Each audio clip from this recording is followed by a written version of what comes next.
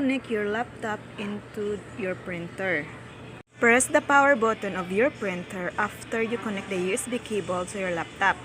Your laptop should notify you that a new connection is being made and that a driver will need to be downloaded for it to complete the installation. If you get this notification, follow your computer's intuitive lead and click the notification. Step 1. Open Windows Setting. At the bottom left of your screen, click the Windows icon to reveal your Start menu. At the bottom of the leftmost column, you should see a gear icon linking to your settings window. Step 2. Access Devices. Within the first row of your Windows settings, find and click the icon labeled Devices. In the left column of the Devices window, select Printers and Scanners. This new window brings up a page where the first option will be to add printer or scanner.